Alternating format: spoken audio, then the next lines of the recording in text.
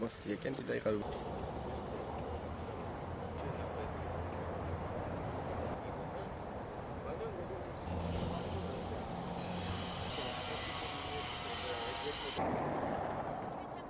მოქალაქის რისკი შემცირდა 5-ჯერ. ანუ იყო თქვა 2000, დღეს აქცევს მხოლოდ 400 და რაც ბუნებრივია ცუდია.